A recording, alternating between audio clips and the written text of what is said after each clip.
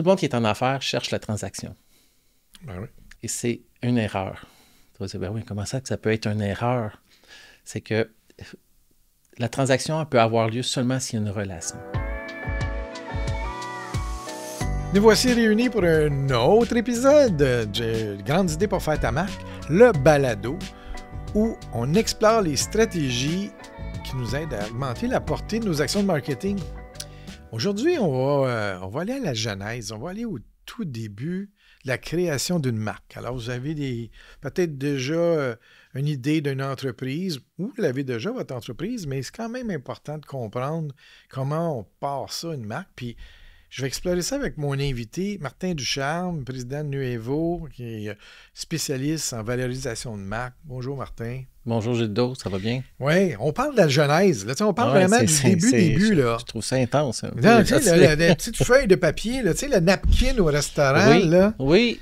Hey. Soit la napkin, soit le napperon viré de côté. Puis là, on commence à faire nos dessins. Oui, c'est ça. Fait que comment on développe ça, une marque? Comment on...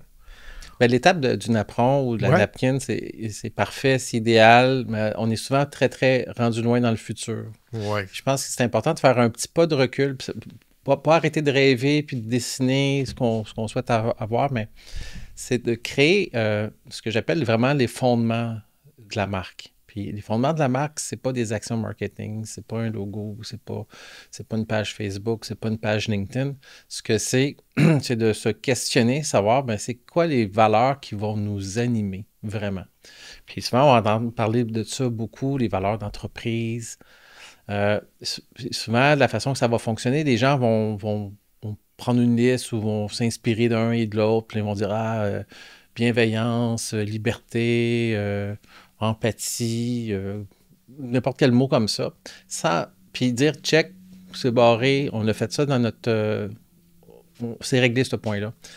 C'est plus profond que ça pour la marque, les valeurs, parce que une valeur, c'est un guide, c'est un filtre aussi. Hein, c'est un aide à la décision. Quand on est face à soit des opportunités, des défis, on peut se servir des valeurs qu'on aurait identifiées correctement pour les bonnes raisons pour nous aider dans notre prise de décision. Okay. Donc, une valeur, pour moi, c'est vraiment à la base d'une marque. Puis il faut prendre un moment vraiment précieux pour y réfléchir.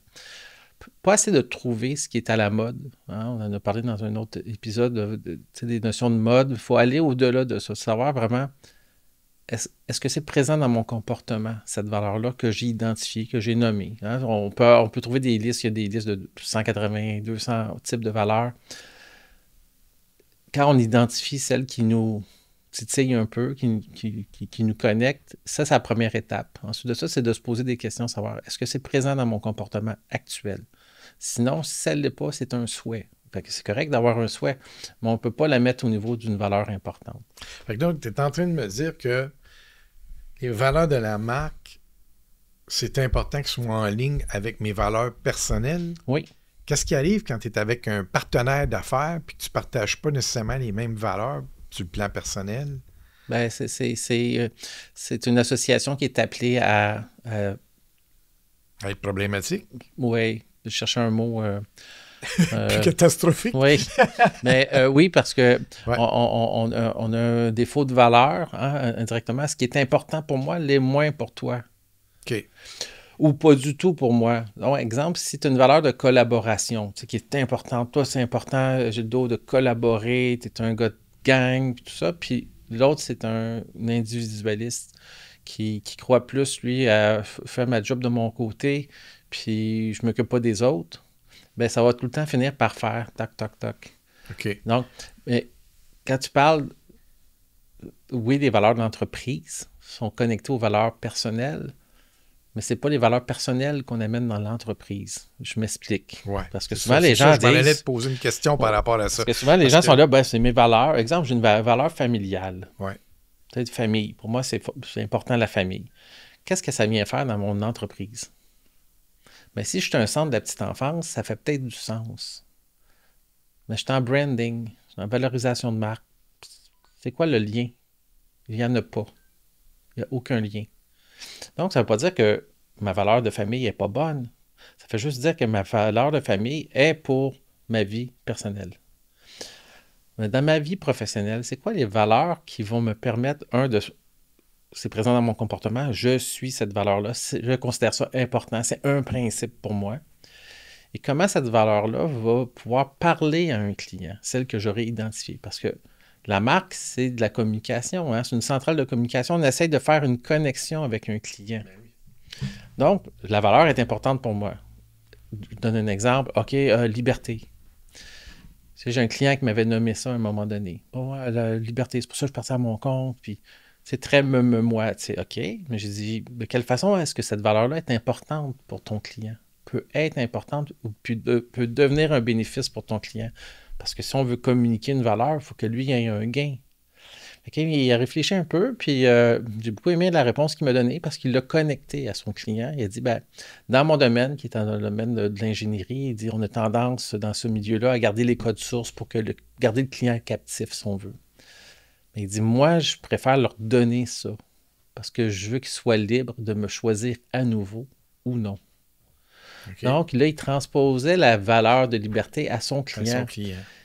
Et quand il a commencé vraiment à l'exprimer comme ça à ses clients, ce que ça faisait, c'est que les clients signaient immédiatement les contrats. Pourquoi? Ouais. Parce que là, ils se sentaient, eux, libres. Il leur donnait ça. Ils faisaient quoi, les clients? Est-ce qu'ils s'en allaient après? Oui, ben non. Signaient, c'est sûr. Parce qu'ils sont toujours libres de ne pas signer. Ils s'étaient mariés encore plus solidement avec eux à cause de cette connexion-là de valeur. Le client considérait ça important d'avoir la liberté de choisir. Et lui, il disait, ben moi, c'est important, tellement important pour moi, cette liberté-là, de moi me choisir d'être à mon compte, de choisir mes contrats, choisir mes vacances, que j'ai décidé de la transposer dans ma marque. Donc, je l'ai identifié. Il l'a identifié comme étant une des valeurs core value, valeur clé de son entreprise. Donc, quand on pense à nos valeurs, puis c'est le fun d'y penser au début, hein, autant que possible, mais de se poser la question, est-ce que c'est présent dans mon comportement? Est-ce que ça amène un bénéfice à mon client? Puis de se poser la question de savoir maintenant, si j'avais à l'exprimer à un client, comment je pourrais lui expliquer? Comment je pourrais l'amener dans une conversation? Parce que souvent, sur un site web, tu vas t'en rendre compte, souvent, on tombe sur une page à propos, là, c'est marqué l'entreprise fondée en je sais pas quoi, nos valeurs, puis là, ils mettent 4-5 mots. Des fois, ils mettent de l'explication là-dessus, très, très, très peu. Et ça, c'est une façon très statique d'utiliser des valeurs dans son entreprise, dans l'élaboration de sa marque. Ce qu'on veut pouvoir faire avec nos valeurs, c'est de l'amener à un niveau conversationnel.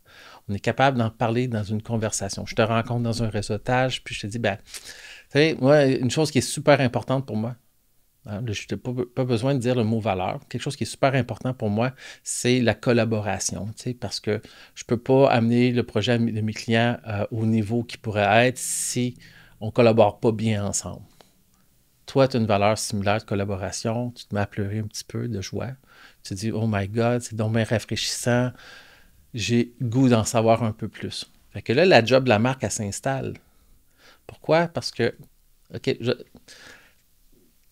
tout le monde qui est en affaires cherche la transaction. Ben oui. OK. Et c'est une erreur.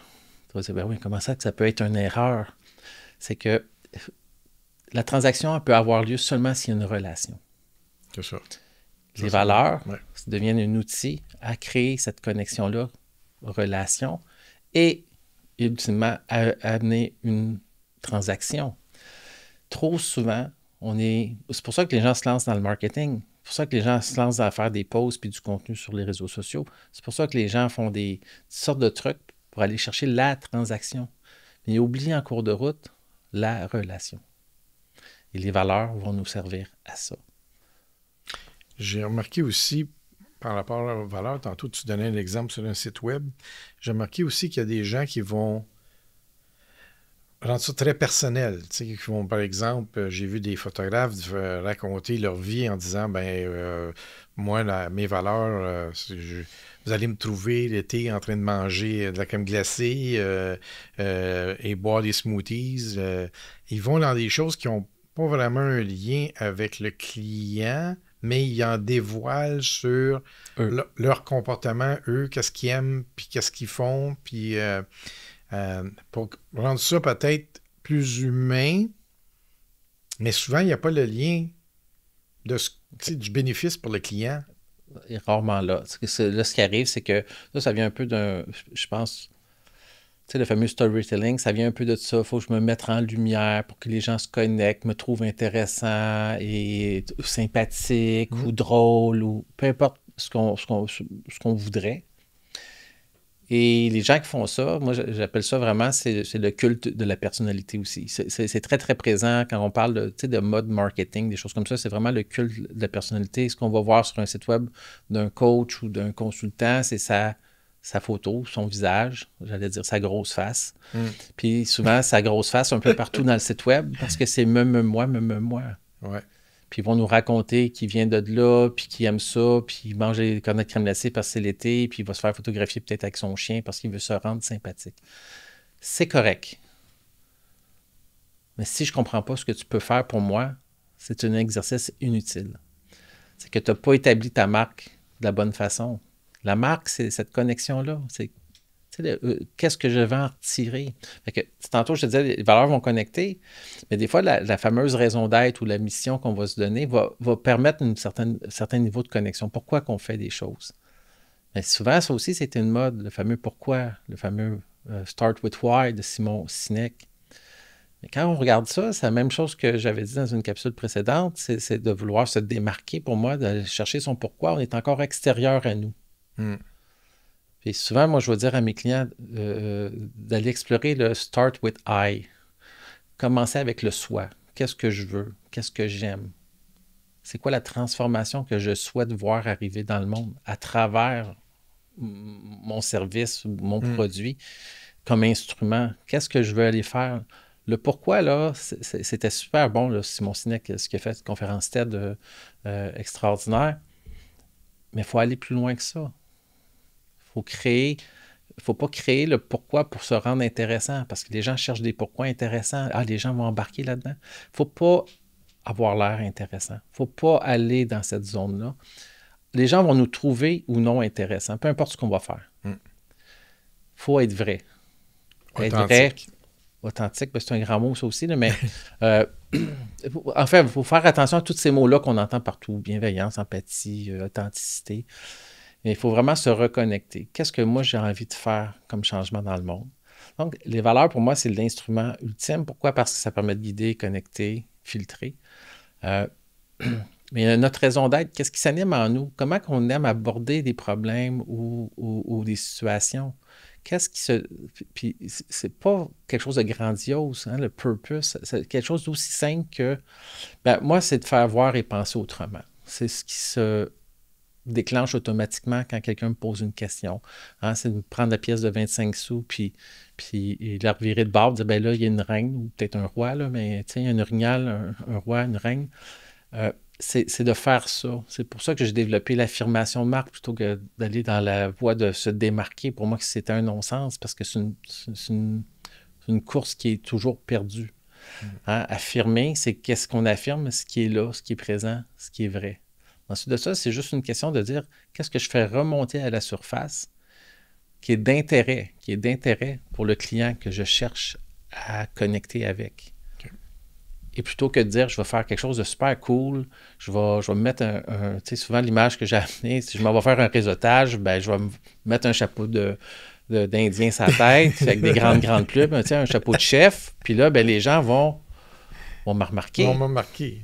Ouais. Est-ce qu'ils vont me remarquer pour les bonnes raisons? Possiblement pas. Il faut aller au-delà de cet artifice-là. Ouais. Donc, il faut aller creuser profond.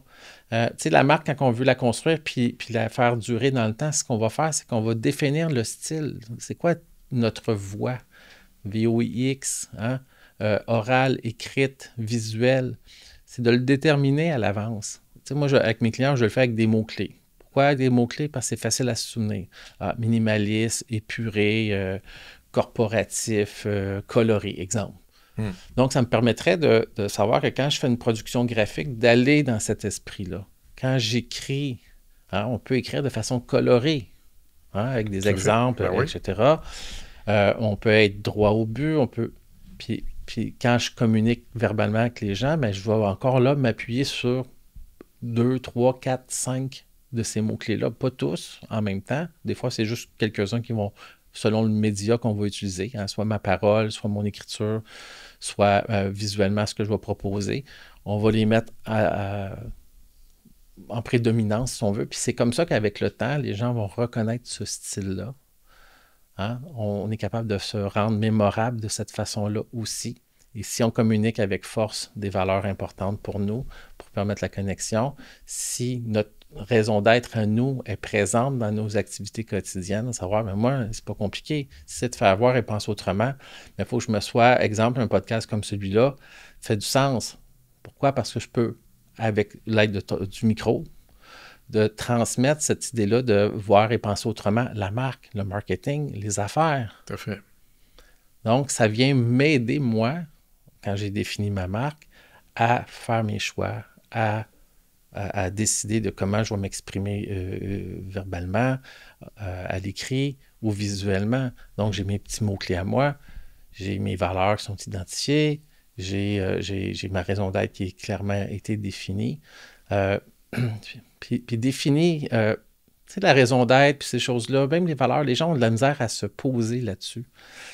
Des fois, ça a l'air des exercices très, très, très difficiles. Puis, tu sais, des fois, il faut juste faire un choix. On ne peut pas être tout dans la vie. Donc, c'est dire, OK, regarde, c'est ça, là, c'est ça que j'ai décidé aujourd'hui, que c'est les valeurs que je vais amener dans mon monde des affaires, puis je vais les communiquer de façon forte à chaque fois. Et les valeurs, c'est pas supposé de changer aux 6 mois parce qu'il y en a une nouvelle valeur qui est apparue pour dire... Hey, s'ils ont été bien sélectionnés dès le départ, ils font partie de toi. Et je pense pas que je me trompe en disant que si vraiment tes valeurs sont bien alignées, bien, quand les temps sont plus durs aussi, c'est plus facile de rester dans la bonne direction que quand c'est déjà difficile au départ, qu'il y a un choc, bien, on a peut-être tendance à vouloir se sauver et aller dans une autre direction. Oui, mais tout... Tu sais, pour moi, la marque, c'est quelque chose qui émerge tout le temps. Des fois, on a besoin d'aide parce que quand c'est dans notre propre...